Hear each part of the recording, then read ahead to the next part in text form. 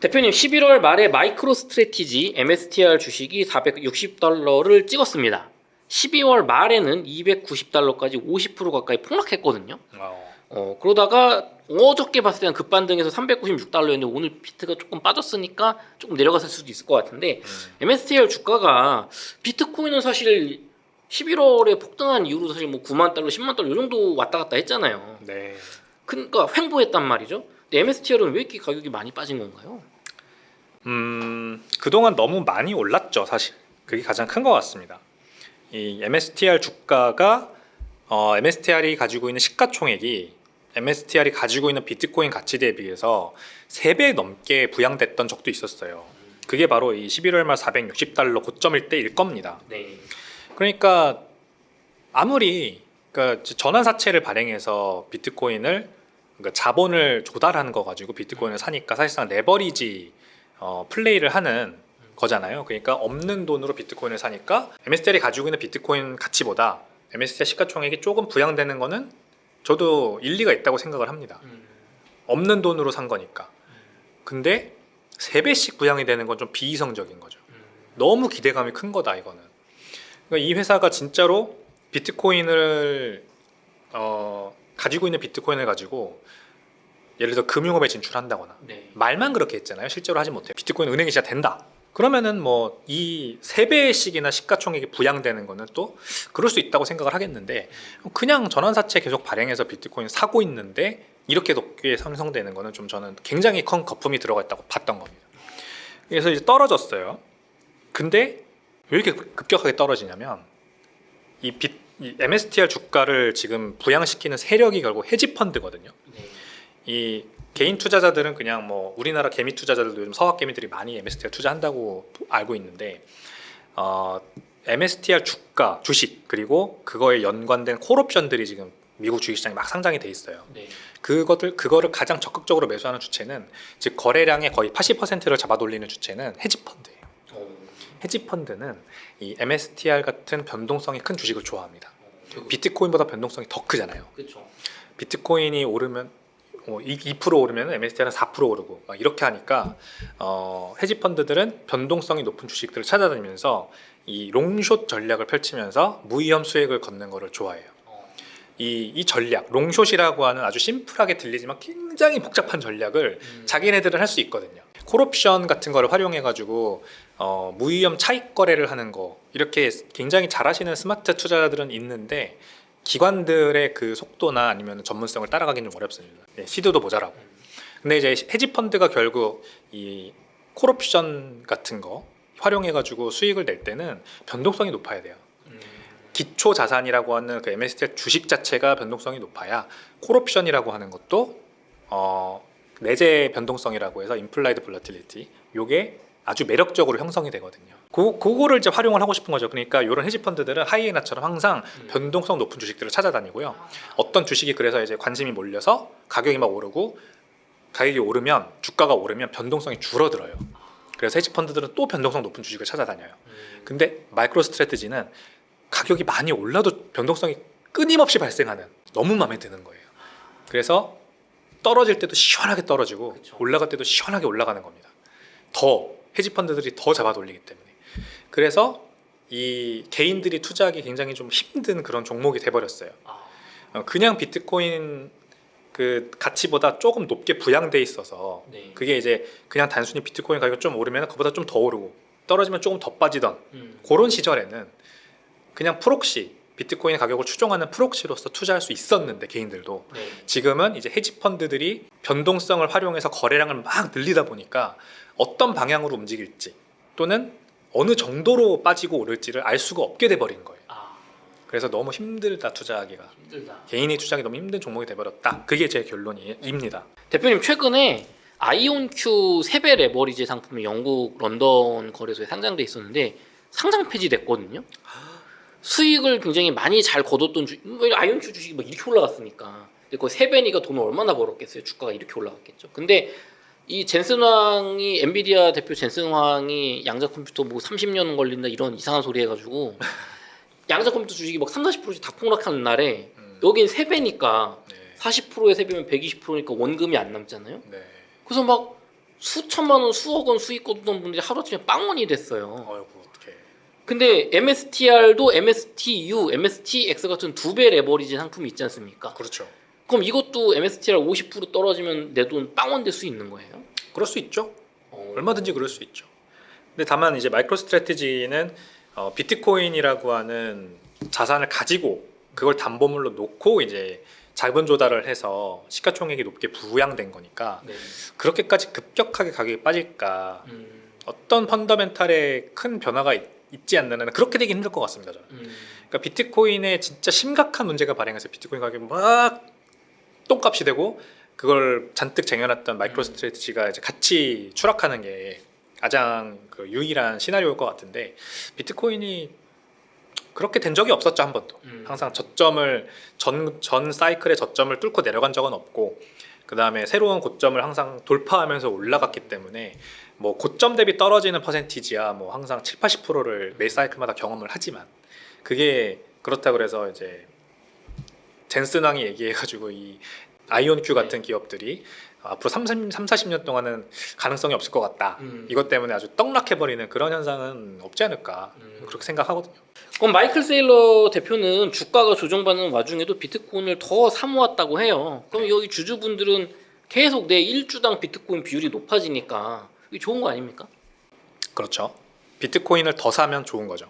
네, 마이크로 스트래티지 투자 포인트는 MSTR의 전환사채에 투자하거나 MSTR이 발행한 우선주에 투자하는 그 투자자들의 마인드는 결국 내가 투자해준 이 돈 또는 내가 빌려준 이 돈으로 더 많은 비트코인을 사길 바라는 마음. 요게 이제 기본적인 투자 마인드입니다. 제가 이제 앞서 말씀드린 헤지펀드는 그냥 차익거래 세력이니까 그 사람들 말하는 게 아니라 전환사채 투자자 또는 채권자, 뭐 우선주 투자자 이런 사람들의 이제 입장에서 말씀을 드리는 겁니다. 그럼 이들이 이제 더 많이 비트코인을 MSTR이 우리가 빌려준 돈으로 비트코인을 사준다면 비트코인의 가치도 굉장히 높게 보고 있다는 거겠죠. 그러니까 잠시 비트코인 가격이 떨어지거나 뭐 이렇게 출렁거려서 좀 한 1~2년 횡보를 하더라도 견뎌낼 용의가 있다는 겁니다. 왜냐면 이제 전환사채 자체가 만기가 5년인 경우가 굉장히 많거든요. 그 비트코인의 사이클로는 또 4년에 한 번씩 찾아오잖아요. 그렇죠. 그래서 이 사이클에도 동의를 한다는 거예요. 그러니까 지금 내가 투자해도 5년 뒤에는 무조건 지금보다 가격이 높아져 있을 거다라고 하는 그 시각이 있는 겁니다. 그러니까 마이크로 스트래티지는 아주 안정적이다 사실 볼 수가 있는 거죠. 그 중간에 비트코인 가격이 너무 예상외로 많이 떨어져서 만기가 채권 만기가 찾아왔을 때 마이크로 스트래티지가 일부 비트코인을 정리해야 되고 막 이런 사태가 생기면 주식도 주가도 같이 빠지겠죠. 그러니까 이렇게 되면 이제 약간 복잡한 상황이 생길 수 있는데 마이크로 스트래티지는 아무튼 마이클 세일러 회장은 지금까지 자신이 있는 겁니다. 우리 비트코인 안 팔 자신이 있는 겁니다. 5년에 한 번씩 만기가 찾아온다. 그리고 이자가 거의 0%에 가깝다. 아 근데 빌려주는 사람은 그 어떻게 0%에 빌려줘요 무이자로? 그만큼 이제 만기가 됐을 때 내가 무조건 원금 회수는 할 수 있다라는 게 일단 채권의 장점이잖아요. 이자는 없지만 원금은 회수할 수 있다. 근데 거기에 플러스 옵션이 있잖아요. 전환 옵션. 주가가 지금보다 무조건 2배 이상은 가 있을 거다라고 보는 거죠. 사실상. 그 정도의 강한 믿음이 있지 않으면 0% 이자를 납득하기는 어렵죠. 비트코인 자체에 엄청난 신뢰가 있고 비트코인의 가격은 떨어질 수 있지만 MSTR은 원금 보장이 된다는 거잖아요. 원금을 돌려받을 수 있다 만기에. 그 장점까지 있다 보니까 투자를 하는 거죠.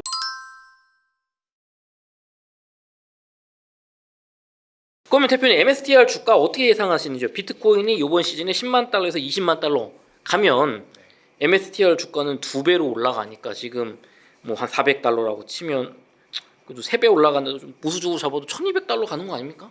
그럴 수도 있죠. 근데 안 될 수도 있죠. 왜 그렇죠? 얘는 비트코인보다 더 많이 오르잖아요. 막 2~3배 오르잖아요. 2배.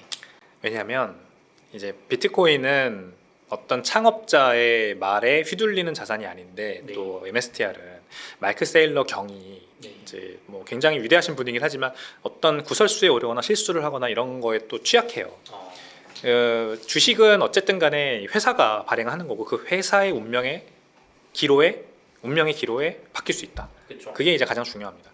마이클 세일러도 뭐 완벽한 사람은 아닐 거고 이제 어떤 문제가 생길지 모른다라는 그런 측면이 분명히 있고요. 그래서 비트코인 가격이 가더라도 MSTR은 뭐 디커플링에서 떨어질 가능성도 여전히 존재를 합니다. 닷컴 버블 때 마이클 세일러가 크게 해먹었다는 루머 글을 제가 읽었는데 진실인지 모르겠어요. 혹시 대표님이 그것 때문에 아시는- 수사받은 걸 걸요 아마. 아, SEC 수사받고 뭐 기소당하고 이랬을 겁니다. 그때 분식회계했다 이래가지고. 이게 저희가 뭐 확증된 증거는 아니니까 그냥 썰이니까 그렇게만 알아주시고요. 맞아요. 그러면 대표님 과거 사이클로 봤을 때 MSTR의 최고점이 이게 지난 2021년 불장 때도 마이크로 스트래티지가 있었잖아요. 네. 근데 비트코인의 최고점 시점보다 마이크로 스트래티지 최고점이 몇 달 더 빨랐다고 들었거든요. 네. 이건 좀 어떤 내용인가요? 뭐 뭐든지 다 그렇죠. 비트코인의 대리물이라고 하는 거. 채굴주도 그렇고요. 마이크로 스트래티지도 그렇고.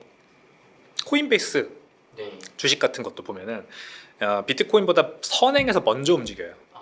비트코인의 가치가 올라가는 건 항상 기대감 때문이잖아요. 네. 근데 이제 비트코인은 대신에 어떤 그 홍보 팀도 없고 마케팅 부서도 없고 그다음에 나와가지고 이거 좋다고 얘기해주는 CEO도 없고 그러다 보니까 가격 자체가 그냥 그 시그널입니다.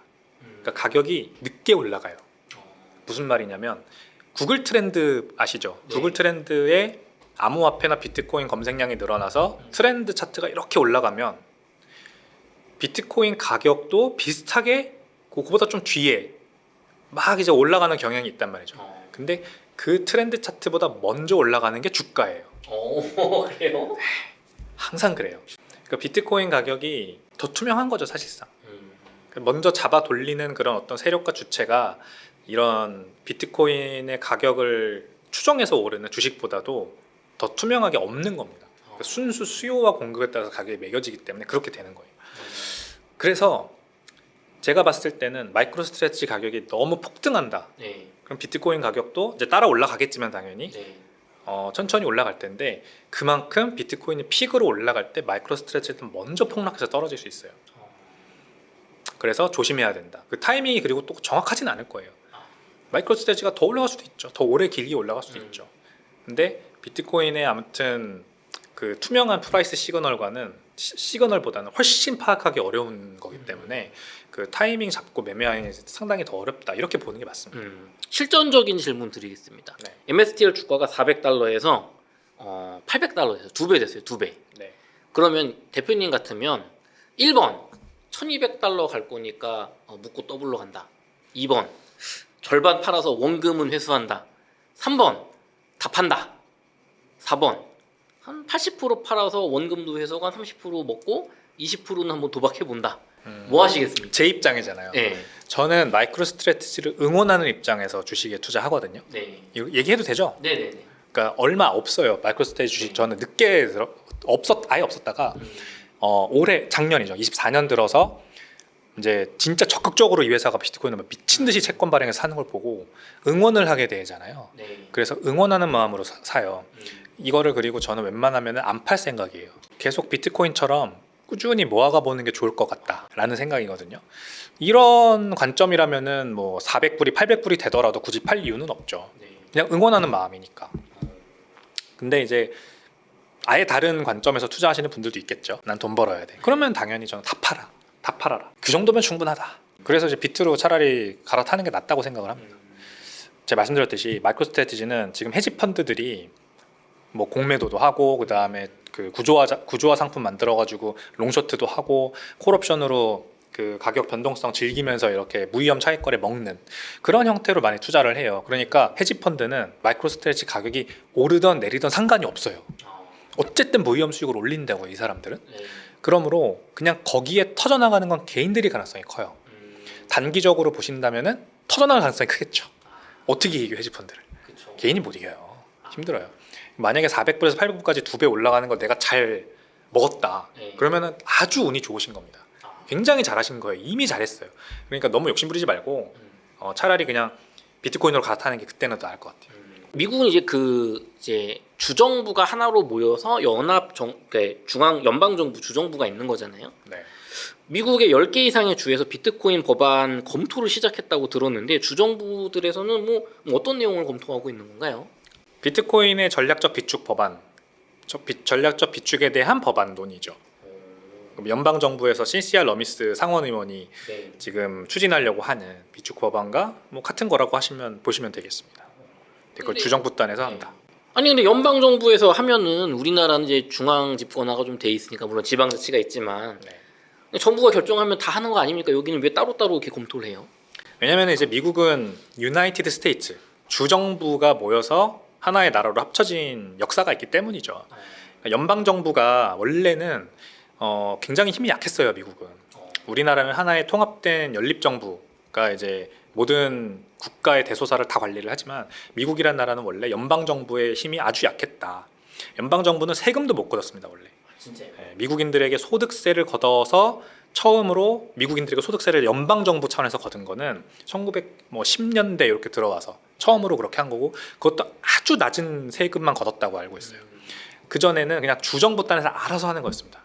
그러니까 주 지사가 결국 그 주의 대통령이나 마찬가지였죠. 그리고 그 주는 아주 독립된 법안들을 다 서로 가지고 말하자면 주 간의 경쟁을 하면서 이렇게 커나간 나라가 바로 미국입니다. 넷플릭스에 최근에 아주 재밌는 그 서부개척 드라마가 올라와가지고 제가 재밌게 봤어요. 지난 주말에. 거기에 이제 유타주가 이제 배경인데 유타주 지사가 몰몬교의 아주 그 극단주의자입니다.